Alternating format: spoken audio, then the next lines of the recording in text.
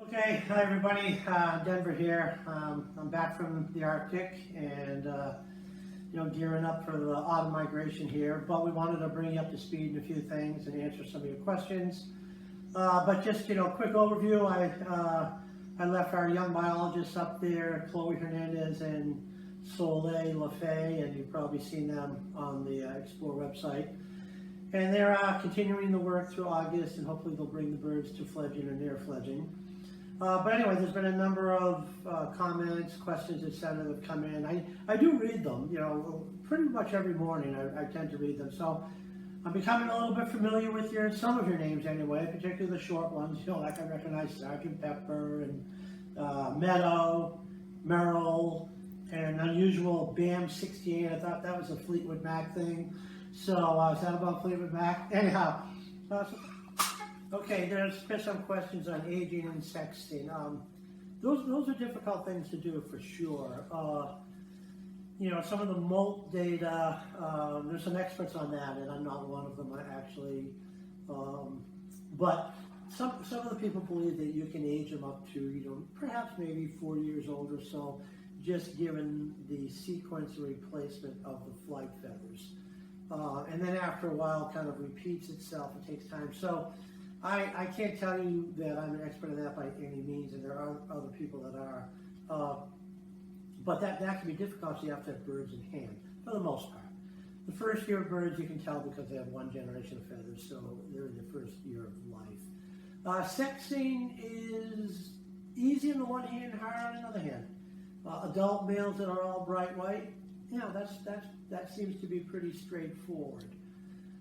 Females, however, it can be more difficult. If you have a adult female, very often the young males, as they're transitioning, which could take 3 to 4 years or more. Some people suggest 8 to 10 years. We don't know that for sure. I saw that in the comments. But some people have suggested it may take that long. But anyway, we at least think it takes 3 to 4 years. But even on the breeding grounds, and I'm up there, and I've been doing this 31 years now, and I can tell you with a pair of binoculars out there, and if a snowy owl is a few hundred yards away, or meters, if you will, it can be difficult to tell a young male from a female. And so I know some people believe that they can sex them all from the distance, and I don't believe that at all. And I think most of the snowy owl winter, banders and trappers that I know would say that they can't all be sexed. But an adult male for sure. Young of the year, you might be able to say, yes, it's almost black and white for a young female. So it's not that easy to do outside of being an adult male. So some of the questions that have come in, courtship and breeding behavior. So here's one. If the male snowy owl courts a female by providing food, does this in turn help determine how many eggs she lays? It probably has some influence. Some people think that it depends on the female's condition when they arrive from their wintering grounds. And so that may also have an influence on how many eggs she lays, along with the male's provisioning. Given that the females tend to, I think, be the more mobile sex, and they tend to move on if there's not a lot of food there. So the males might have quite a bit of influence on that if there's a high density lemming season. So I hope that answers that question. Okay, there was a question, and I'll just try to be brief. Kind of asking, okay, it's late in the season, it's the only nest in 100 square miles, there's probably 50 males, in nesting territories right now, and these are the only ones breeding. What does that mean? It's 30 days late. Some people have suggested this, maybe it's an older, more experienced pair.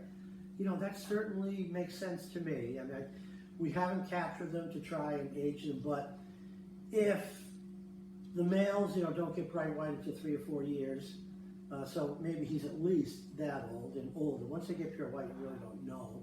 But if you have them in hand, you can get a relative idea.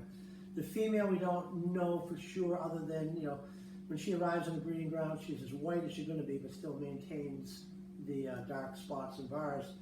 So it's a logical, kind of answer to this, although I can't say with 100% certainty, but they do seem to be a great pair. When we watch it over the years, we do kind of like qualitatively evaluate, he's a good male, she's a good female, he's a lousy male, she's a lousy female. or vice, or some combination of the two. So the suggestion that maybe they're an experienced pair, and that's the only reason they're able to bring this off. And they're probably on a good territory. They found a hot spot. Lemons weren't really abundant this year throughout the area, but this seems to be a hot spot. So I would agree with that, although I don't